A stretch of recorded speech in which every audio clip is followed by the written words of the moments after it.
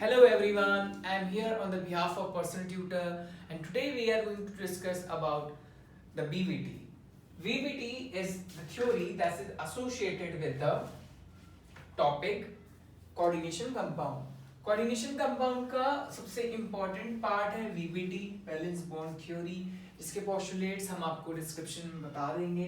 The main thing is the theory. किसी भी theory को समझने के लिए अगर आपको एक एग्जांपल लेते हैं तो आपको बहुत ही अच्छे तरीके से वो थ्योरी समझ में आ जाती है। जैसे हम अगर बात करें CrH2O होल 6 3+, तो इन दैट केस यहाँ पे आप देख सकते हो कि ग्राउंड स्टेट में जो क्रोमियम होता है दैट हैविंग एटॉमिक नंबर 24 का इलेक्ट्रॉनिक कॉन्फ़िगरेशन होता है आर्गन 3d5 4s1।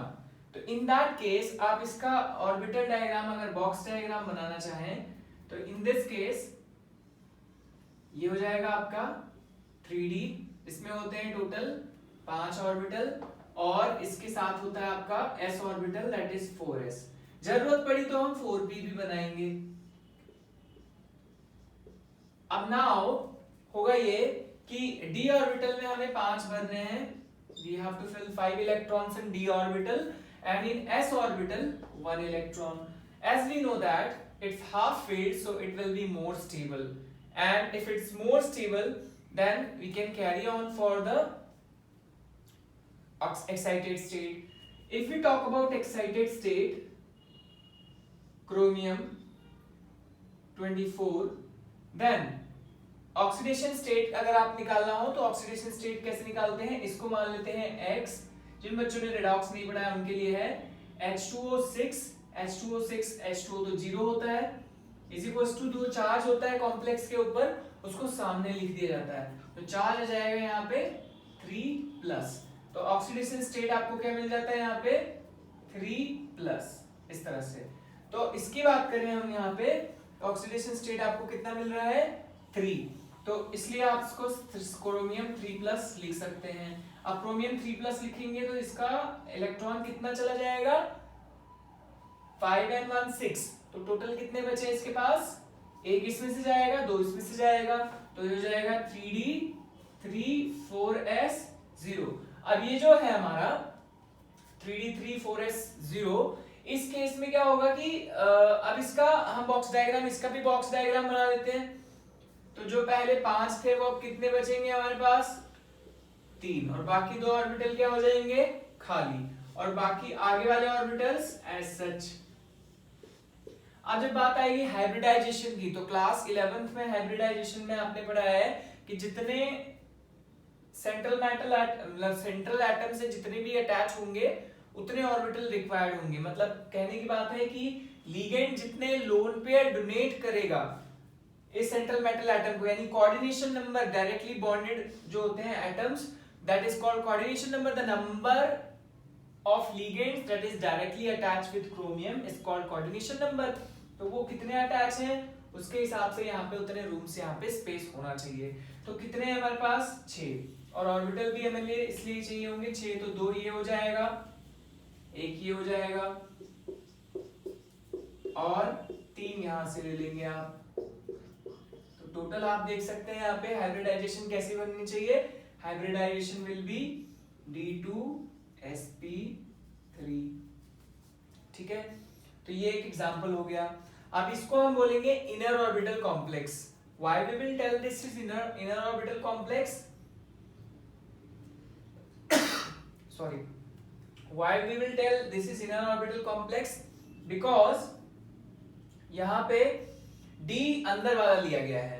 अगर इसी केस में D जो है वो बाहर वाला लिया जाता तो हम उसको आउटर ऑर्बिटल कॉम्प्लेक्स बोलते हैं। मतलब यहाँ पे हमने लिया है 3D और अगर हम लेंगे 4D तो वो बाहर वाला आ जाएगा, और उस केस में हम इसको बोलेंगे आउटर ऑर्बिटल कॉम्प्लेक्स। अब ये इनर और आउटर क्यों होता है वो दूसरे एग्जांपल से समझते हैं।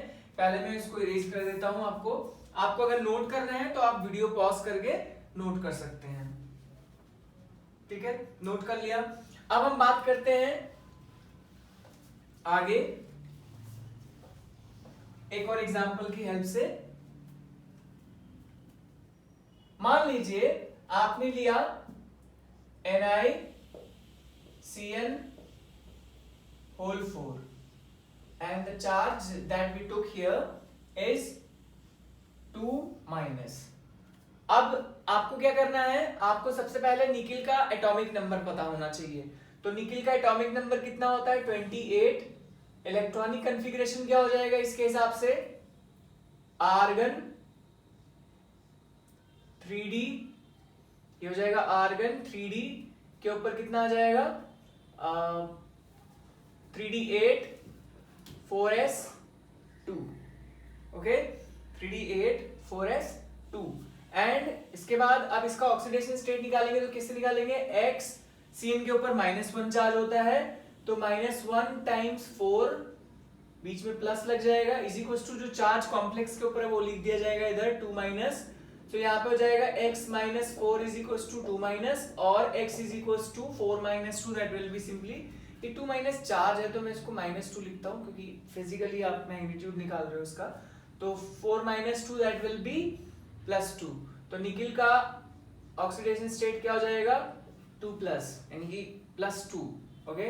अब ये 2+ और +2 में जो बालक थोड़ा कंफ्यूज है उनके लिए बता दूं कि निकिल जो होता है उसके ऊपर ऐसा 2+ चार्ज होता है, इसलिए इसको निकिल 2+ लिखा जाता है, राइट। और एक होता है निकिल +2, तो ये +2 जो लिखते हैं वो गलत है एक्चुअली, क्योंकि +2 का मतलब वो +2 नंबर वाला +2 जो हम 1 2 3 4 पढ़ते हैं। चार्ज जो होता है उसमें ऐसे 2+ है तो इसलिए उसको 2+ लिखा जाएगा, ठीक है।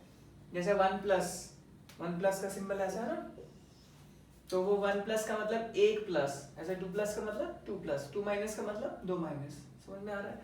तो यहाँ पे निकिल 2+ इस तरह से आ जाएगा 28।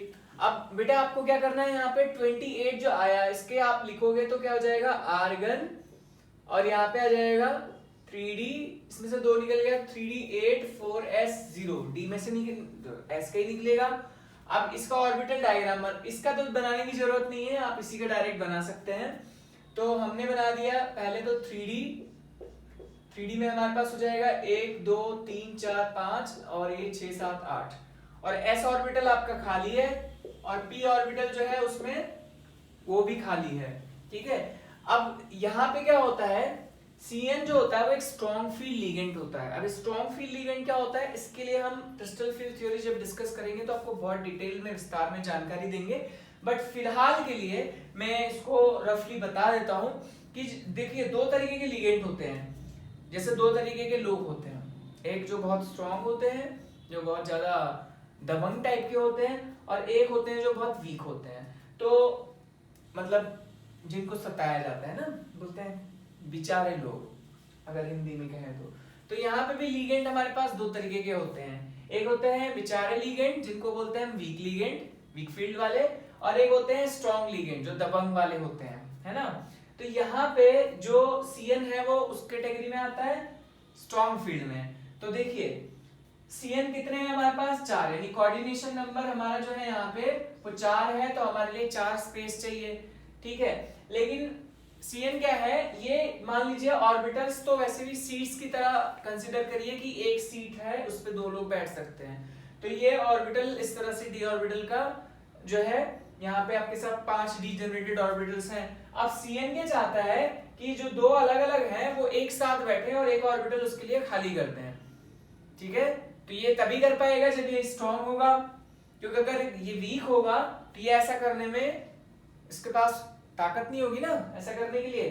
तो इलेक्ट्रॉन क्या है, इसकी बातों में आ जाते हैं और पीछे आ जाते हैं, तो ये बना लेता है हाइब्रिडाइजेशन से पहले इस तरीके का, और एक ऑर्बिटल जो है वो खाली हो जाता है। उसके बाद s ऑर्बिटल तो पहले से ही खाली है और p ऑर्बिटल भी खाली है, तो हाइब्रिडाइजेशन में CN कितने आ जाते हैं, एक CN यहाँ आ जाता है, एक CN यहाँ, एक CN यहाँ और एक CN, 4 ही CN है, तो हाइब्रिडाइजेशन हो जाती है DsP2, ओके DsP2।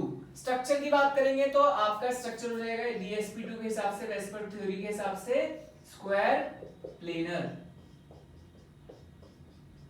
ये तो हो गया इसका स्ट्रक्चर इस तरह से, लेकिन एनसीईआरटी में ऐसा भी क्वेश्चन दिया हुआ है कि NiCN4 2 minus is a square planar and NiCl4 is tetrahedral. Why? Even though both have 4 coordination number. तो वो Cl अगर मैं इसकी जगह, आप इसको वीडियो पॉज करके आप इसे नोट कर लीजिए, नोट कर लिया। ओके, तो अब हम बात करते हैं यहाँ पे Cn की जगह अगर मैं Cl डाल दूं तो Cl से क्या होगा, कोऑर्डिनेशन नंबर सब कुछ वही है, ये oxidation and everything will be same, बस यहाँ पे ये वाली जो बात है वो नहीं होगी, क्योंकि Cl किस में Cl माइनस किस कैटेगरी में आएगा, Cl माइनस किस कैटेगरी में आएगा, वीक वाले में, मतलब वो बेचारे लोगों में आता है, तो वो ऐसा करा नहीं पाएगा उसको, मतलब सीट खाली नहीं करा पाएगा, तो उसे कहाँ जाना पड़ेगा, अगले वाले कंपार्टमेंट में, है ना, जैसे मेट्रोज में होता है ना, अगर आपको सीट उस कंपार्टमेंट में नहीं मिली है तो आप कहाँ जाओगे, आगे वाली सीट पे, आगे वाले कंपार्टमेंट में, या फिर अगर ऐसा है कि एक सीट पे 2 लोग बैठ सकते हो, वहां पे आप नहीं कह पाते हो, कुछ आर्गुमेंट नहीं कर पाते हो, so in that case you have to move on. So here ये Cl ऐसा नहीं करा पाता है, तो Cl को कहाँ जाना पड़ता है, आगे वाले ऑर्बिटल में, यानी कि इस वाले ऑर्बिटल में, इस वाले ऑर्बिटल में, इस वाले ऑर्बिटल में और इस वाले ऑर्बिटल में। तो हाइब्रिडाइजेशन क्या होती है फिर इस केस में, sp3, और जब sp3 होगा तो स्ट्रक्चर कैसा हो जाएगा, टेट्राहेड्रल। ऐसा इसलिए क्योंकि Cl जो है वो वीक फील्ड लिगेंड है, Cl के पास उतनी ताकत नहीं है, उसकी फील्ड यानी कि उसका जो इलेक्ट्रिक फील्ड है, फिलहाल मैं इलेक्ट्रिक फील्ड की बात इस थ्योरी में नहीं करूंगा क्योंकि वीबीटी बुरा मान जाएगी। क्यों मान जाएगी, क्योंकि वीबीटी का कॉन्सेप्ट ही यही है कि उसने ये जो बैक पेयरिंग का लॉजिक दिया था, इसमें कोई किसी भी तरीके का इलेक्ट्रिक फील्ड, मैग्नेट, उसका चार्ज का जिक्र नहीं किया था उसने कि चार्ज की वजह से ऐसा होगा, बट वीक फील्ड और स्ट्रॉन्ग फील्ड के बारे में उसने बताया था। तो ये वीक फील्ड और स्ट्रॉन्ग फील्ड को CFT अच्छे से एक्सप्लेन करता है, जो इसकी ड्रॉबैक्स हैं। तो पहले ही ड्रॉबैक ना बता के पहले थ्योरी तो समझ लेते हैं कि इससे समझ में क्या है, इससे क्वेश्चंस कैसे आएंगे और कैसे आप करेंगे, अप्रोच करेंगे। इससे क्वेश्चन एक आपके मेनली आते हैं, एक तो हाइब्रिडाइजेशन पूछेगा वो आपसे, अनपेड इलेक्ट्रॉन पूछ लेगा वो आपसे, जैसे NiCl4 के पास 2 अनपेड इलेक्ट्रॉन हैं, जबकि NiCN4 2 माइनस के पास, उसके पास कितने होंगे, 0, क्योंकि उसका बैक पेयरिंग कर लेता है, तो वो डायमैग्नेटिक हो जाएगा, ये पैरामैग्नेटिक हो जाएगा। नंबर ऑफ अनपेड इलेक्ट्रॉन अगर है तो पैरामैग्नेटिक होता है, और अगर नहीं है, सारे पेयर्ड हैं, तो डायमैग्नेटिक हो जाता है। तो मैग्नेटिक बिहेवियर से क्वेश्चन आ सकता है। तीसरा आ सकता है आपके स्ट्रक्चर से बेस पे, जो कि हाइब्रिडाइजेशन से ही क्वेश्चन आता है। हाइब्रिडाइजेशन पता होगी तो आपको स्ट्रक्चर भी पता होगा। Okay, so these things you have to consider, और इसी को अप्लाई करके आप आराम से इसके क्वेश्चन सॉल्व कर सकते हैं।